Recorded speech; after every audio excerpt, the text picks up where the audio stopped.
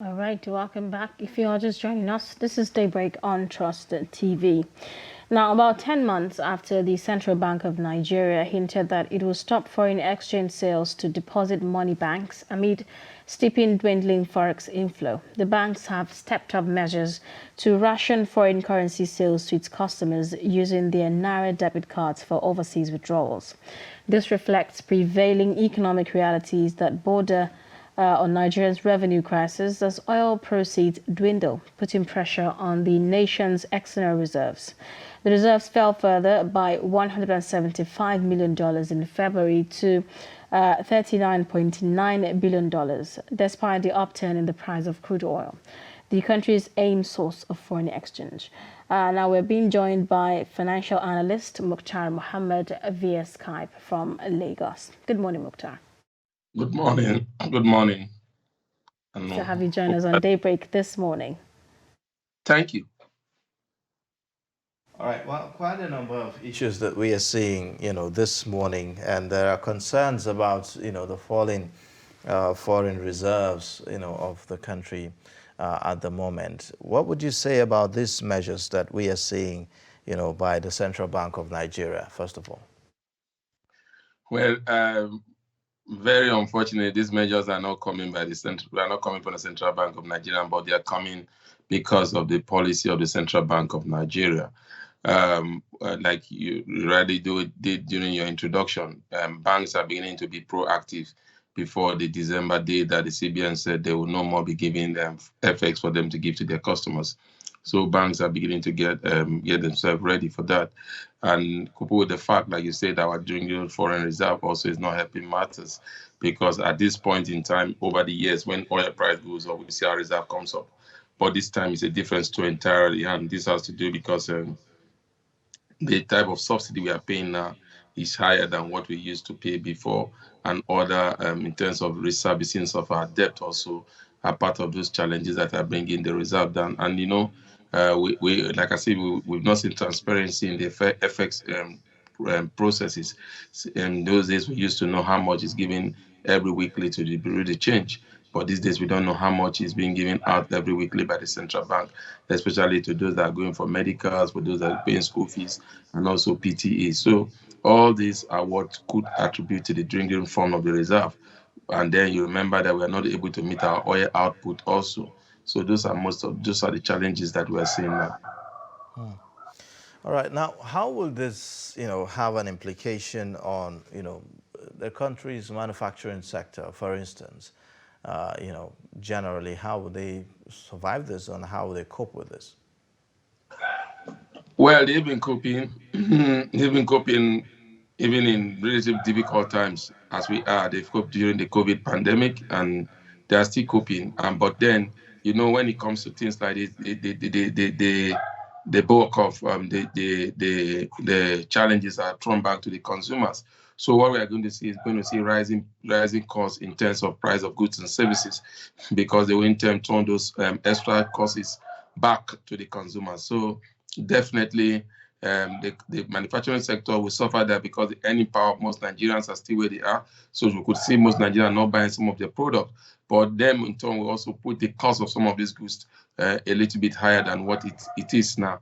So it's going to also cost inflation also to rise up again. So it's an issue that the CBN have tried to deal with administratively. They've tried to deal with it, thrown out with policy. They've tried to deal with it from punishing infringers in the foreign FX market. But all this have not worked, because they've not been able to produce a particular type, what I call a product, that will stay the test of time to be able to stabilize the reserve. Because now what the reserve need and what we need as a country is to be able to earn more FX into the country in the area of supply, especially because demand is high but supply is very low. So definitely that will have effect in the manufacturing sector, because they will not be able to access FX, and so they may have to go to access it through the secondary market, which in turn is selling for as high as 581. So at that, when you get it at that price, then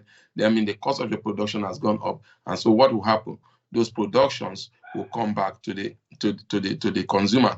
And there are different type of inflation. This type of inflation that we are seeing now, it's market induced inflation. That is what we call cost induced inflation.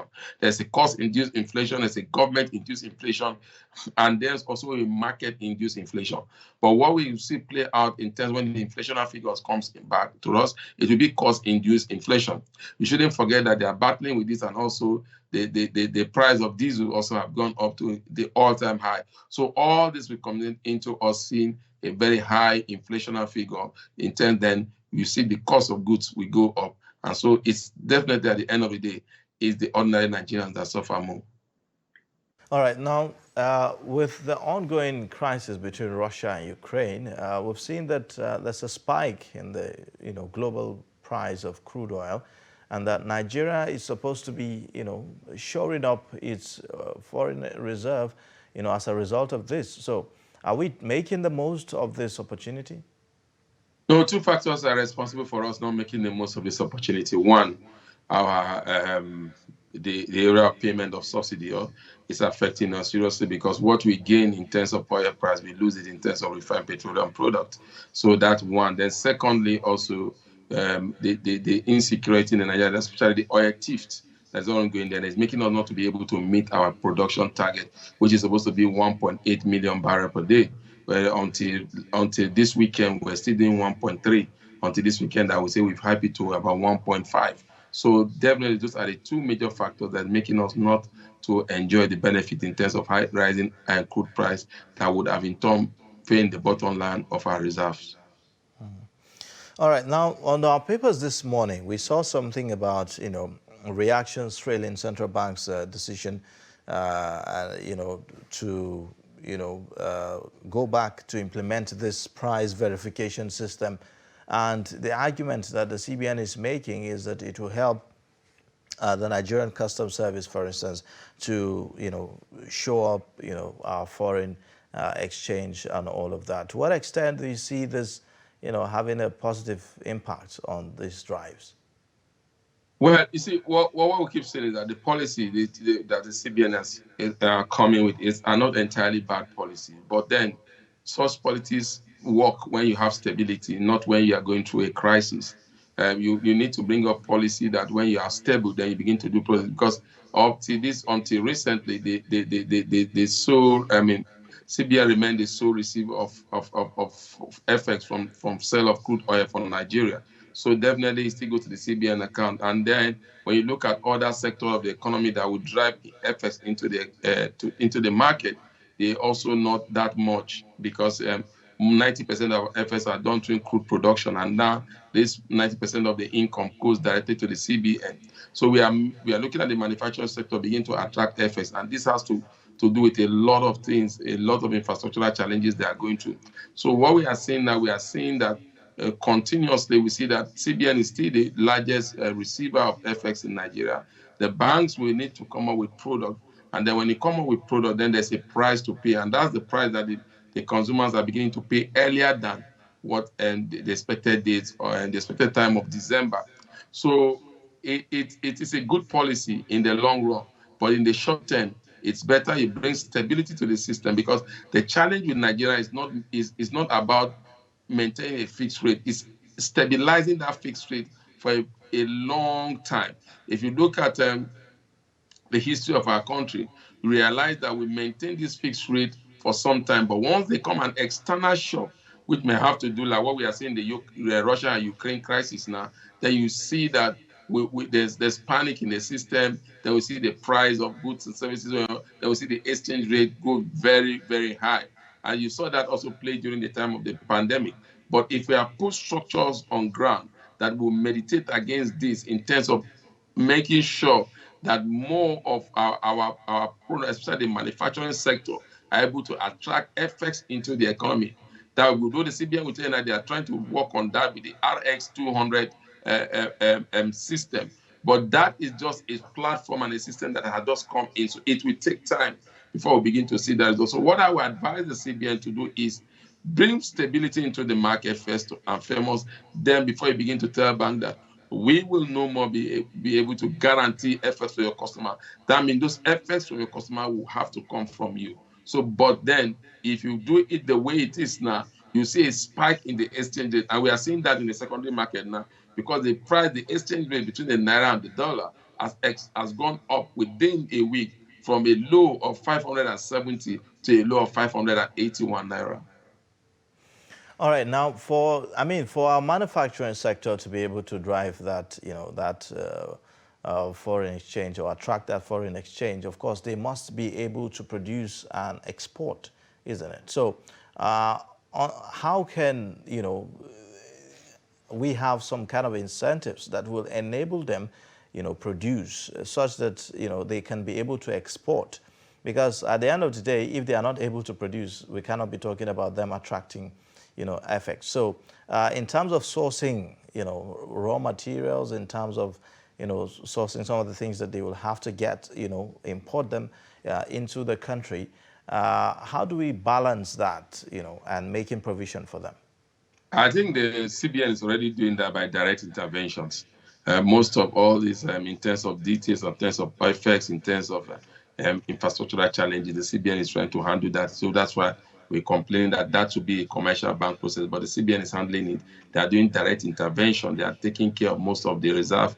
Most of these SMEs and most of these companies, and they are directly taking care of it. So I think the CBN is trying to do that to encourage them to be able to attract more effects into the country. Like I said, that's the whole reason behind the RX 200, trying to see 200 firms that they can collaborate with that will attract about 200 billion in terms of foreign effects, foreign currency, especially the dollar, into the Nigerian economy. And so what the CBN is doing is picking this company and giving them all the assistance they need, especially in the area of foreign exchange, so that they will be able to meet up with the demand globally. I think, like I said, that is a right decision.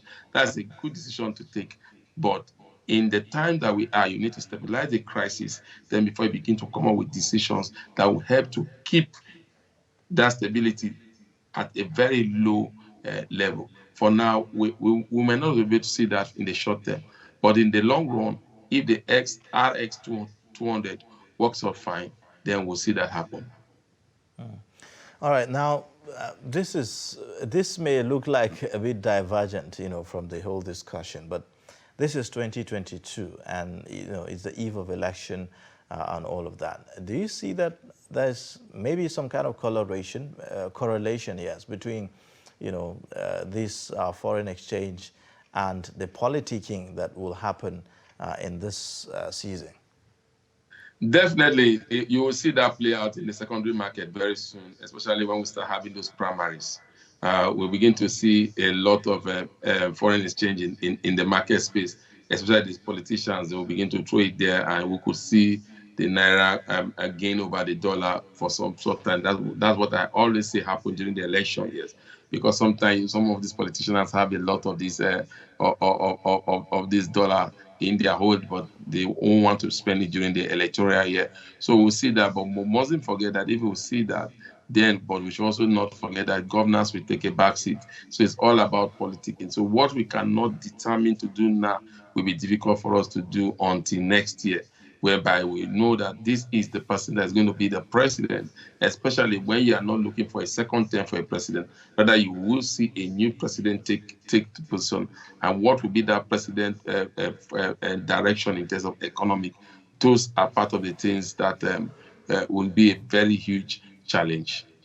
All right, well, thank you so much for joining us on Daybreak this morning and sharing your thoughts with us. We look forward to having you join us on the show again another time.